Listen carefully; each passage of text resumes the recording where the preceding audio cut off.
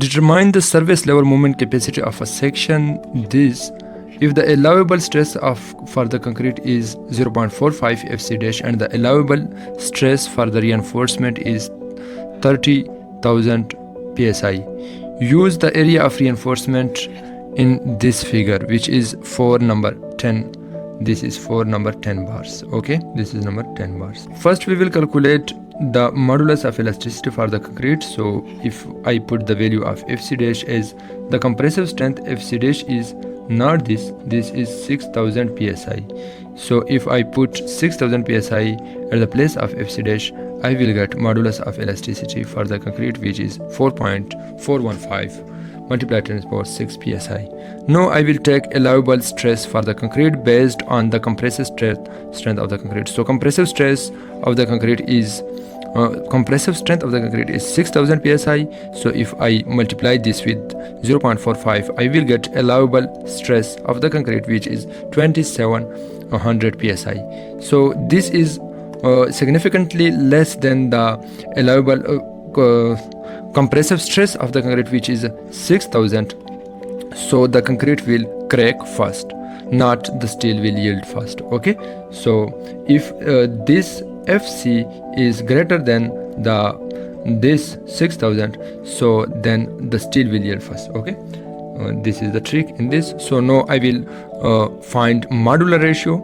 So modular ratio formula is modulus of elasticity of the steel divided by modulus of elasticity of concrete.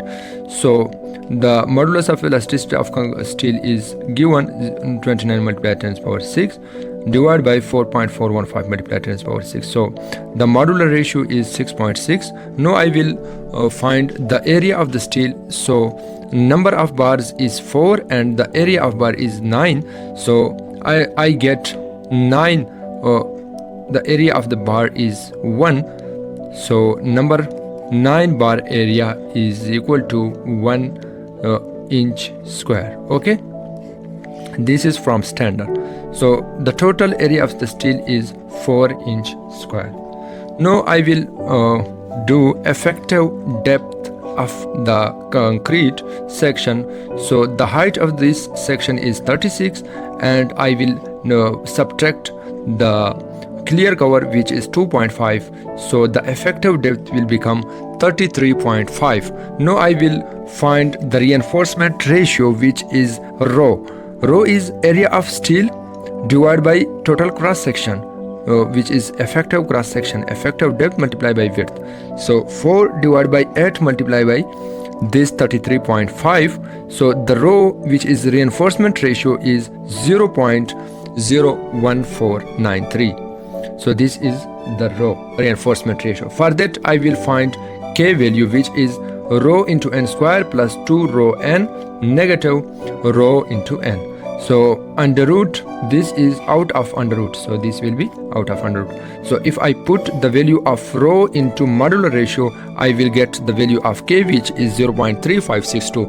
Now I will find easily surface moment capacity for the concrete. So surface moment capacity of concrete will be 1 divided by 2 fc, which is allowable stress for the concrete, multiplied by K value multiplied by effective depth multiplied by width of the section and whole into depth, effective depth multiplied by K divided by depth whole divided by 3. So allow surface moment capacity for the concrete will be 1 divided by 2 2700 multiplied by 0.3562 multiplied by 33.5 multiply 8 33.5 negative. So I put all these parameters value which I have found it previously. So the whole value I divide by 10 divide by 1000, which I get the value in kip inch. So this value is in pound inch, so this will become in kip inch for if I divide by 1000. So moment capacity, surface moment capacity for the concrete will be 38.05 kip inch. Now after that I will calculate the surface moment capacity due to the steel. So I will compare this both result, the greater I will take.